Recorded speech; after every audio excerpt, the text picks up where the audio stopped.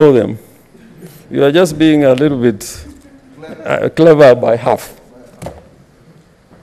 You know, the problem with this man, Rasputin, he died. He died. But after he died, what happened to the Tsar of Russia? History will tell. History will tell. The Jubilee party should sit together as to whether you're going to obey the Tsar or you're going to obey Rasputin. That's when this problem is going to end. You cannot have an army with 2 field marshals. This is what is happening. And is causing havoc to this country. There's a time, Mr. Speaker, I said on the floor of this House that Jubilee is dysfunctional. And we want a party that is functional, like a party that is in government. So we are coming together as Republicans, as Kenyans, to ensure that the 2 years that Jubilee has, you can at least do something with it. These things you are talking about, COVID, and I hear Senator Cheriot coming here, is now the greatest campaigner for the rights of the people. But look at the motions we brought here. I can challenge Senator for Kericho or how he has voted in the past on matters that concern the people. So I am pleading that Senator Kithure Kindiki, this is probably not quite your day. Not quite your day. But I think you did the right deed for the wrong reason. For the wrong reason. For the wrong reason. And that's why you are here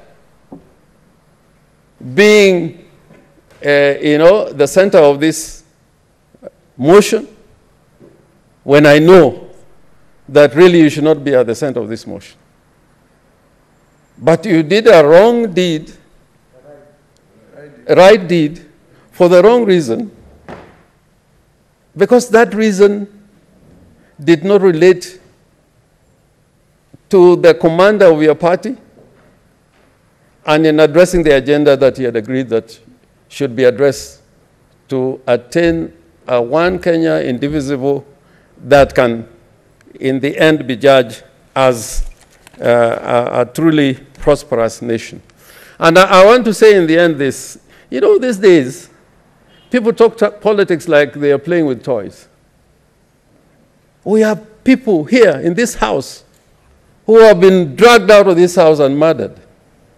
There are people who have been detained for 10 years. We are talking as if this Senate cannot have the same kind of people to sacrifice. And they shout the loudest out there about talking about the truth and justice. Justice, you can only talk about justice if the president is talking about fighting against corruption. You should be the loudest and saying that we are fighting against corruption. But what do we hear? That corruption is being politicized. Corruption is being politicized. Now, who is going to speak for the government in this house? And, Mr. Speaker, therefore, I want to end by saying this, just to address finally some of the issues that Senator Murkomen was talking about. They are constitutional offices. If you look at the Constitution, including being members of parliament, the member, if you are to be recalled, the Constitution says itself the manner in which you'll be recalled, and the manner in which the accusations against you must be addressed. In fact, if I may read, Parliament shall enact legislation to provide for the grounds on which a member may be recalled, so that a member of Parliament cannot be recalled without any grounds. So where the Constitution thinks that it is important to put out grounds, like when you are impeaching a judge of the High Court, or you are seeking the removal of the Director of Public Prosecution, or you are seeking to remove the Auditor General, you are required to state the grounds, and they must fall within the remit that is found in the Constitution.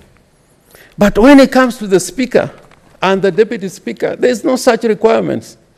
Article 106, and if you may read it, the office of the Speaker or Deputy Speaker shall become vacant when a new House of Parliament first meets after an election. B, if the office holder as a member of the relevant House vacates office under Article 103. C, if the relevant House so resolves by resolution supported by the votes of at least two-thirds. So he says what you require is a resolution.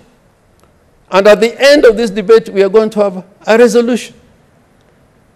And therefore, Article 47 was not being well interpreted and constructed in the context of the Constitution. And the Constitution itself says, and I'm glad about Senator Wambua when he said, when there are specific provisions of the Constitution relating to a particular circumstances, then you cannot fall on the general provisions of the Constitution.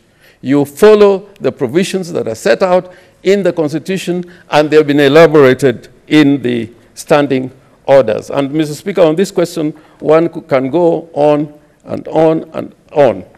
Now, this Parliament, I know, is going to be required to play a very critical role in the next 2 or 3 months.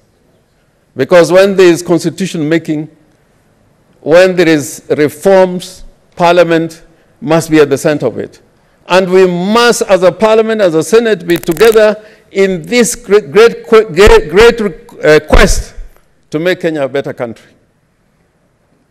And therefore, those who have decided, and they have those who believe in the course they have taken in trying to reform the country, and they need the support of institutions, including Parliament, they must be rest assured that you're having a reforming Parliament.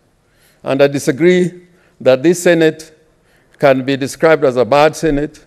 There's in British history, parliaments have been described in many ways, the bad parliament, the good parliament, and so on.